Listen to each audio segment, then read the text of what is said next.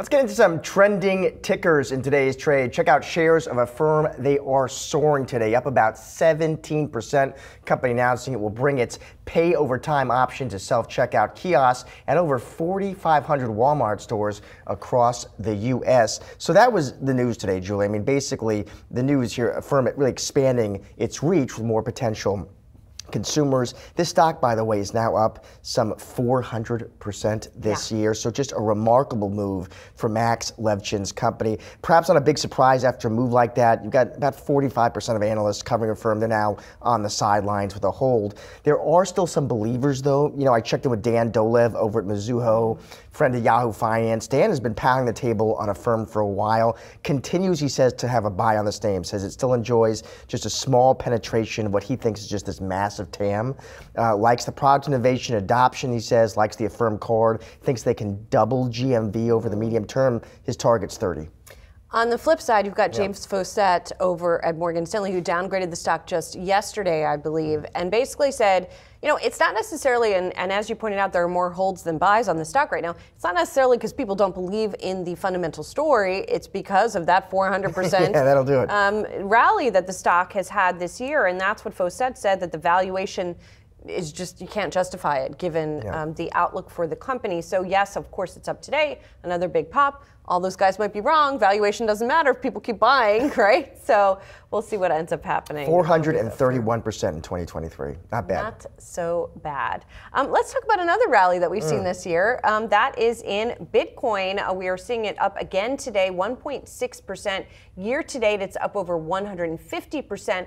And there are some potential catalysts here. Investors are betting on Fed rate cuts. They're hopeful also, of course, the Securities and Exchange Commission will soon approve the first spot Bitcoin ETF. A couple of other things that are out there here. We have been seeing more inflows into crypto exchanges.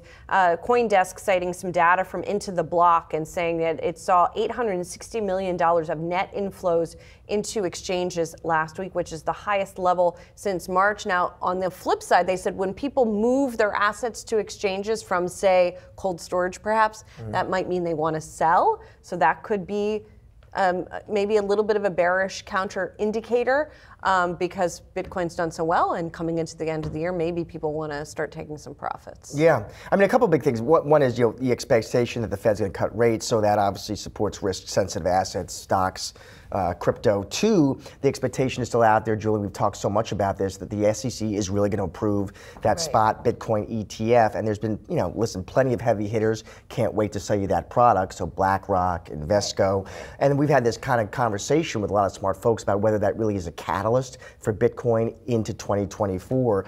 There was a good note from the team at JP Morgan saying just that, arguing they're actually kind of cautious on crypto markets next year, see a high chance of buy the rumor, sell the fact, they're telling clients, once that SEC does approve spot Bitcoin ETF. So we'll see how it shakes out. Yeah, and there's also some evidence, by the way, that retail investors have not been getting in, or at least not getting in anew to this group. If you look at app downloads, which is something that some of the journalists out there have been doing, we have not seen the kind of downloads of Bitcoin or crypto buying apps that we saw during the past boom cycles, but maybe that's because people bought it and now they're hanging on to it. It's difficult to say.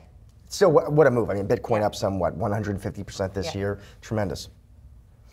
Finally, let's check out Chewy, rising today. That says Jefferies initiates coverage on that stock with a buy rating. You can see up about 8% on that news. So it has not been a good year if you've been long Chewy. The stock has been under real pressure. It's down about 40%, Julie, but that can mean, obviously, when that happens, risk reward can start looking more attractive. And that's what the team at Jefferies in part is saying here. They initiate coverage with a buy. Their target is 27, and they say, listen, this is a pure play on pet e-commerce. They see several growth and margin levers ahead, pet health, ads biz. And an interesting kind of macro point they made too, which is that, listen, we know some consumers are under pressure. Maybe they're not buying food and discretionary as much as they were, but they know that Chewy indexes to high income groups. So maybe kind of sheltered from that in some sense. Okay, and at the same time, Pet IQ, also a buy. I don't even know what Pet IQ is. I don't know what Pet IQ is. And Fresh Pet Bark and Petco are a hold. Yeah. Do you shop for Sparky at Chewy? No.